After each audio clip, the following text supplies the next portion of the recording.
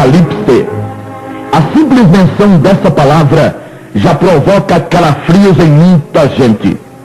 Apocalipse, quanto à etimologia, é a junção de apo, preposição grega com o significado de para fora de, mas calipse, oculto, escondido. Ou seja, Apocalipse é a revelação do que estava ou do que está oculto. Por sua vez, apocalipto, revelar ou expor, é a aglutinação de apo, para fora de, ou tirar para fora, mas calipto, cobrir, ocultar, esconder. A Apocalipse é a transliteração do termo grego e não sua tradução. A tradução de Apocalipse, sabem-no todos, é exatamente revelação. No Apocalipse, o último livro das Sagradas Escrituras, foram revelados os fatos, os acontecimentos da história da humanidade e de sua consumação. Existem alguns cuidados que precisam ser tomados no trato do livro de Apocalipse. Acontecem nele várias situações apotelesmáticas, que são aquelas em que os verbos apresentam uma ação no passado, enquanto tais ações acontecerão de fato no futuro. A falta de conhecimento e de domínio desse detalhe tem feito que sejam engendradas interpretações fantasiosas e sem qualquer ajuste contextual. Quer dizer, interpretações que não se ajustam ao todo da revelação bíblica. Além das situações apotelesmáticas, o livro de Apocalipse apresenta também, e com frequência razoável, quadros parentéticos, ou seja, quadros entre parênteses. Uma cena está sendo mostrada como acontecendo no céu, por exemplo, e de repente vem uma digressão, um desvio do assunto com uma outra cena na terra ou em outra dimensão. Quem analisa o Apocalipse precisa dessas ferramentas e de outras tantas para não trocar os pés pelas mãos e para não acreditar no que pareça ser sem que o seja realmente. Tomados esses cuidados, não há por que temer analisar o livro de Apocalipse. Ele foi revelado e foi escrito para que os remidos tomassem conhecimento daquilo que, até ali, existia apenas no plano e nos arcanos divinos. As Sagradas Escrituras são absolutamente fantásticas. Pena que muita gente que as conhece não tenha tido o cuidado de considerá-las na mais alta estima, dedicando tempo e competência no seu exame e tendo coragem para repetir o que elas afirmam, seja ou fosse a que preço fosse. Sem que haja sinceridade irretocável, não haverá iluminação, porquanto o Santo Espírito jamais trabalharia para alimentar a vaidade e os interesses de homem algum. Um estudo destituído da ideia de obter qualquer tipo de vantagem, logo, destituído de qualquer intenção dúbia ou duvidosa, mostra que o livro de Apocalipse abrange todo o período da igreja em seus 3 primeiros capítulos. E a partir do 4º capítulo, descreve o que acontecerá após o arrebatamento dos remidos, cambiando entre cenas terrenas e celestiais, indo posteriormente até o juízo final. Assim, até o final do capítulo 3, Apocalipse é histórico. Descreve a situação da igreja do Senhor Jesus, dividida nos 7 períodos, nomeados como as 7 igrejas da Ásia. A partir do capítulo 4, é ele, Apocalipse escatológico. Ora, se o Senhor Jesus tivesse tido a intenção de dirigir-se a igrejas do primeiro século, repreendendo-as ou elogiando-as, ele o faria com igrejas como a de Jerusalém, a chamada Igreja Mãe, a de Roma, capital do Império, e outras tantas mais importantes e melhor situadas dentro do território do Império Romano.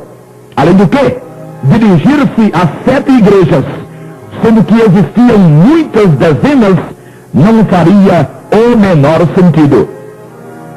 As 7 cartas mostrariam o que seria a igreja em cada período, e é o que tem acontecido. Hoje, de nossa posição privilegiada, conhecemos a história dos vários períodos, seus percalços, suas dificuldades e suas mazelas também. Esmirna, por exemplo, compreendeu a igreja no começo do 2º século, quando imperadores infames como Calígula, Diocleciano e outros assassinaram cruelmente milhares de remidos, chamados ali de cristãos. O período de Esmirna prolongou-se até a suposta conversão ao evangelho do imperador Constantino, em torno do ano 318. Filadélfia, hoje sabemos, foi o período em que despontaram os grandes avivalistas, a exemplo de Moody e Finney, homens que, se não compreenderam as mais estupendas revelações da graça, também não inventaram doutrinas paralelas e distorcidas, pregando a essência do evangelho, o poder e a eficácia do precioso sangue do Senhor Jesus. Filadélfia aconteceu até, mais ou menos, a primeira metade do século XIX. Laodiceia seria e é o último dos períodos, o 7º. Com ele termina e está terminando a caminhada da igreja na esfera física, e termina também o capítulo 3 do livro de Apocalipse. Até aqui, fim do capítulo 3, a igreja é mencionada 18 vezes, ou seja, 3 vezes 6, o número do homem. A partir do capítulo 4 e até o final do Apocalipse, a igreja não é mais mencionada, senão no capítulo 22, versículo 16, onde é feita apenas uma referência a ela. Daí que o Apocalipse é histórico, e tem sido histórico apenas até o final do capítulo 3, passando desde o início do capítulo 4 a ser escatológico ou futuro.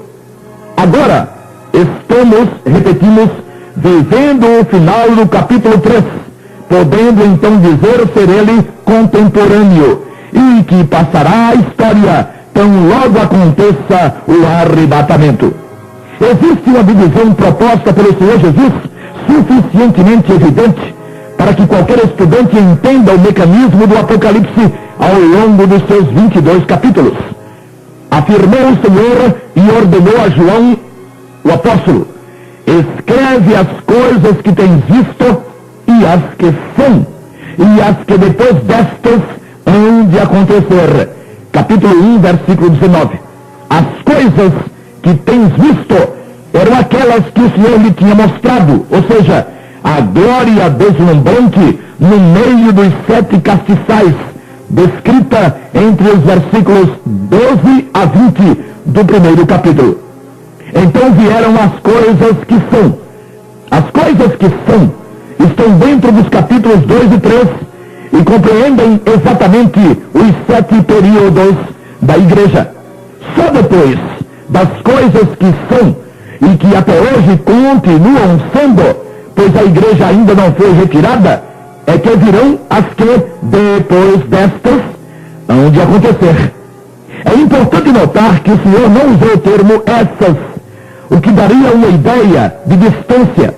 Usou, entretanto, estas, porque conforme o que se lê no capítulo 1, versículo 13, ele, o Senhor Jesus, está no meio dos 7 castiçais de ouro, que representam as 7 igrejas. Por isso, as coisas da igreja ainda hoje são.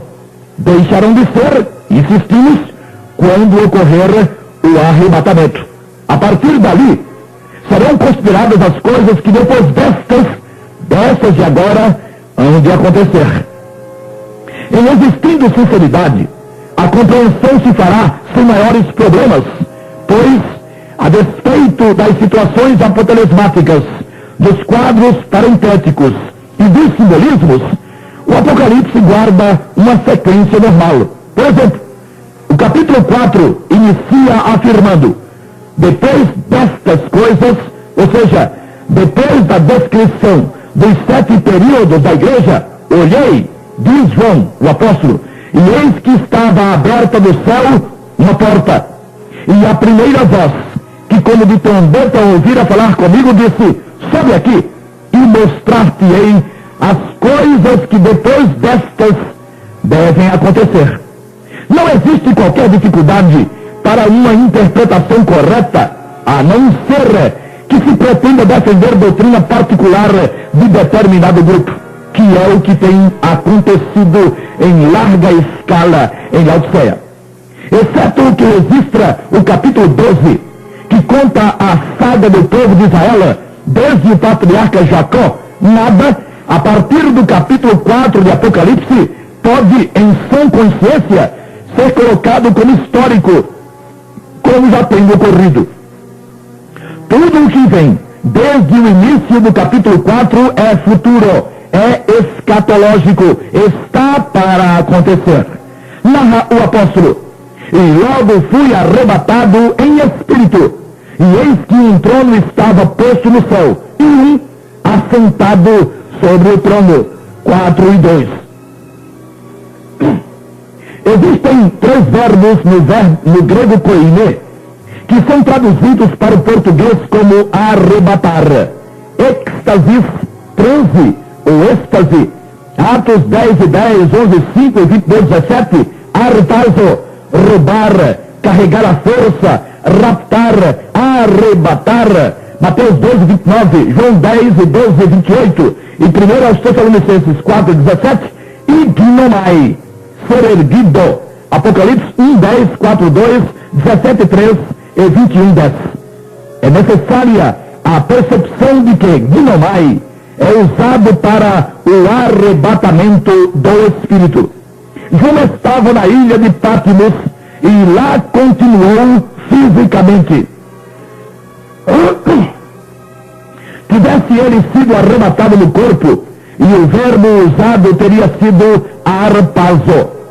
Terminada a cena terrena, João foi transferido em espírito para o céu, para diante do trono majestático. Como todo homem, João era tricotômico, quer dizer, existia em 3 fundamentos, corpo, alma e espírito.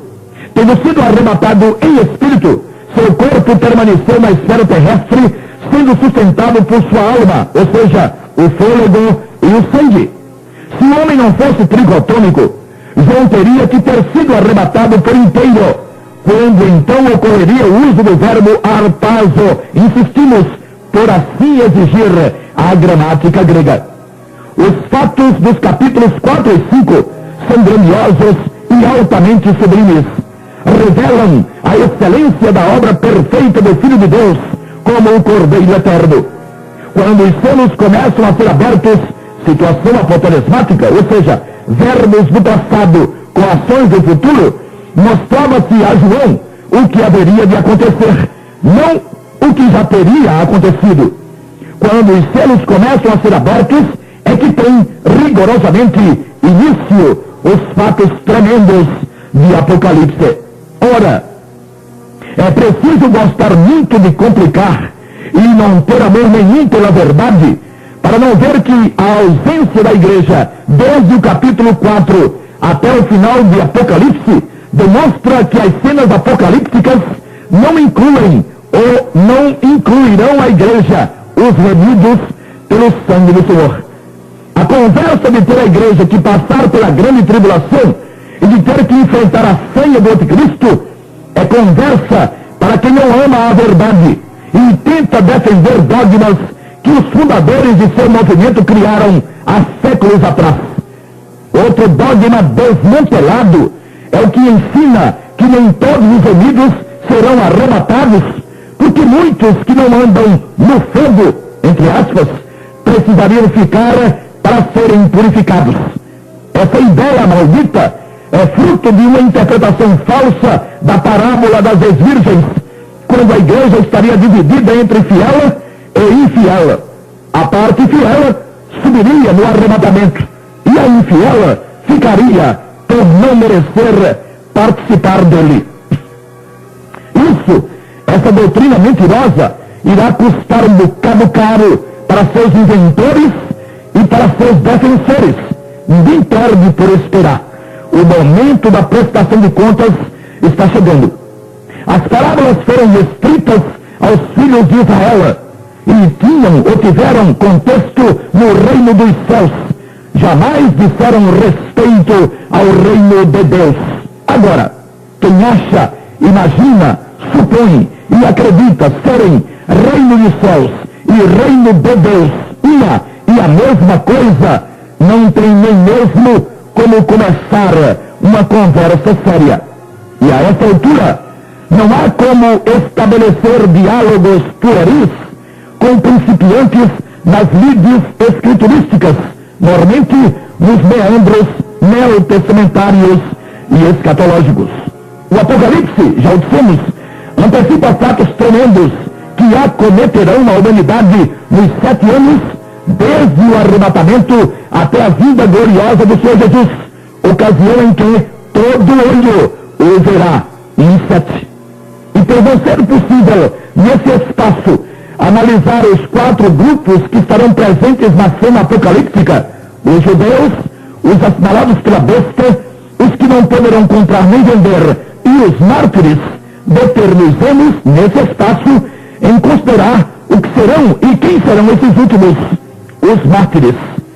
O Novo Testamento, de forma inconfundível, ensina que todos os remidos serão arrebatados, mesmo os que aparentemente não valham coisa nenhuma, como muitos remidos de Laodiceia, que produzem no Senhor Jesus ânsias de vômito. Apocalipse 3 e 16. Quem quer que, em algum momento de sua vida terrena, apelou para o Senhor Jesus, invocando o seu bendito nome, por ter confiado no poder e na eficácia do seu sangue, foi remido, é remido e será remido para todo sempre, sem solução de continuidade, quer dizer, sem deixar de ser remido por 1/1000 de segundo sequer. Infelizmente, existe outra verdade de igual magnitude, mas de profundo impacto negativo. Não é remido quem procurou Jesus ou quem o procura para a cura de enfermidades, para a solução de problemas conjugais ou financeiros. Quem o procurou ou o procura para se dar bem na vida e para ter um lugar ao sol. Nem também é remido quem frequenta, ainda que assiduamente, um templo qualquer, e lá canta, ora, contribui e procura viver a vida digna, reta e aparentemente santa. Pessoas com essas qualificações podem ser encontradas em tudo quanto é segmento religioso no mundo todo, sem que nada tenham com o Senhor, ou sem que sequer conheçam o Senhor Jesus. Agregados a grupos cristãos, entre aspas, estão vivendo hoje, agora, milhares de pessoas que procuraram tais grupos por qualquer dos motivos aventados, ou porque, estando o mundo como está, esfacelado, caótico, moral e espiritualmente, parece ser mais seguro abrigar-se sob o manto de qualquer coisa que fale em Deus. Essas pessoas não serão arrebatadas. É possível que sejam até, em alguns casos, mais ajustadas e mais corretas que muitos remidos, mas não serão arrebatadas. Não estão debaixo do sangue. Nunca invocaram o nome do Senhor Jesus. Nunca confiaram no poder do seu sangue. Amaram ou amam a Jesus como amigo, como resolvedor de problemas, como padrão, como guia e até como Deus, o que ele efetivamente é de fato. E aprenderam que, amando a Jesus e procurando ser obedientes, seriam arrebatados desde que, no momento certo, estivessem vigilantes e firmes. Não tendo invocado o nome do Senhor, por não considerarem suficiente o poder do seu sangue, congregaram e participaram de uma comunidade qualquer, correndo contra o tempo e contra a própria natureza carnal, numa constante reforma interior, sem jamais terem passado pelo processo do novo nascimento. E não tendo sido arrebatadas, não admitirão as imposições do anticristo, que proibirá terminantemente afirmações sobre o Senhor Jesus e sobre as Sagradas Escrituras.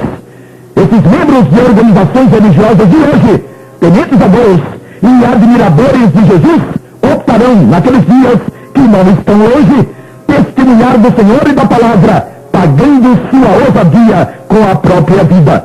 Constituirão, então, os mártires.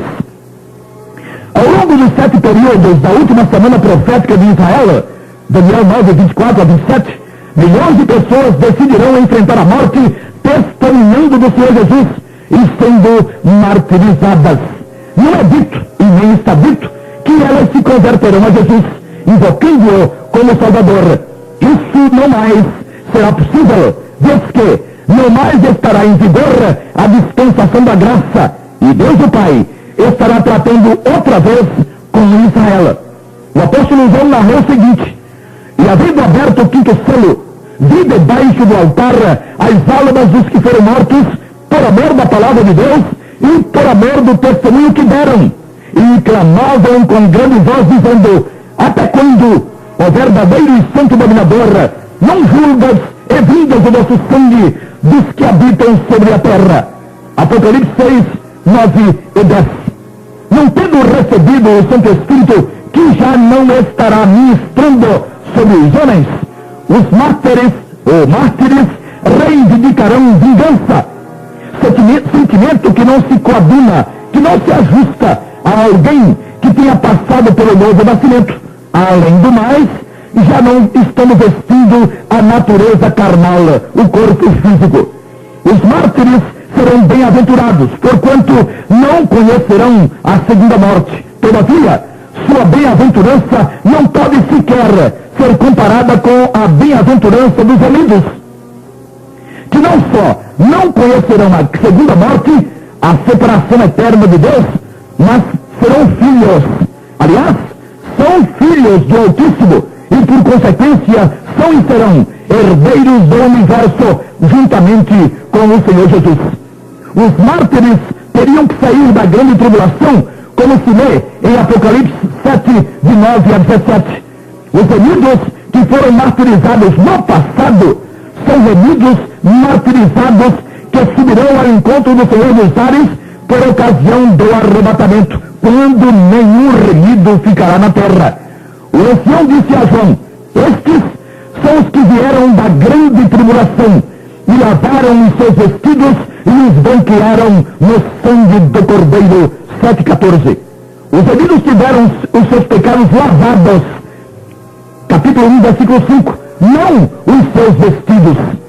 Assim como o selo posto no remido foi posto no seu espírito, não na testa ou na mão direita, 2 Coríntios 1, 22, Efésios 1, 13, etc., remido algum terá os vestidos lavados. Vestido é uma indumentária exterior. O espírito é o homem interior. O remido foi lavado no espírito. Perceba-se a diferença. Sair vitorioso da besta ou do anticristo será fantástico. Não receber o seu sinal, seu número, e nem dizer amém às suas afirmações será grandiloquente vitória. Apocalipse 15, 2. Mas o remido é mais que vitorioso. Infelizmente, muitos que poderiam ser remidos, invocando desde já o nome do Senhor Jesus, estão deixando o tempo correr, vivendo uma vidinha de religiosos, contribuindo fartamente às vezes e sendo paparicados e bajulados para sofrerem a descomunal decepção de não serem arrebatados. Isso para aqueles que já ouviram falar em ou no arrebatamento, porque a maioria acha o arrebatamento secreto uma grande bobagem, uma utopia, conversa de quem não tem nada na cabeça. Pagarão com a vida o privilégio de serem mártires e de não precisarem passar pelo dano da segunda morte os que tiverem coragem suficiente, porque os demais, misericórdia. Os mártires, por último, são mostrados já participando da ressurreição, aliás, da última etapa da primeira ressurreição, que começou com o Senhor Jesus, continuará com os remidos no arrebatamento, 1 aos Tessalonicenses 4:16, e com as duas testemunhas, Apocalipse 11:11. O apóstolo João conclui a saga dos mártires dizendo: vi as almas daqueles que foram degolados pelo testemunho de Jesus e pela palavra de Deus, e que não adoraram a besta, nem a sua imagem, e não receberam sinal na testa, nem na mão, e viveram e reinaram com Cristo durante 1000 anos, 24. O homem do pecado, o anticristo, será impiedoso com quem quer que o afronte e testemunhe do Senhor Jesus. Os mártires do Império Romano testemunharão de Jesus, ou testemunharam de Jesus como remidos, não como será feito no governo do anticristo. O testemunho dos mártires remidos foi o testemunho da invocação do nome do Senhor Jesus, e não havia sinal, selo e nem número, como insinuam alguns, porque nem sequer o papado do clero romano existia ainda. Caríssimo ouvinte, que acha você disso tudo? Você tem realmente competência para discernir, para avaliar e para saber separar o certo e o errado, entre o certo e o errado? Tome cuidado. O Apocalipse não foi escrito para encher tempo. Resolva sua situação com Deus, invocando de imediato o nome precioso do Senhor Jesus. Aos amigos, graça e paz.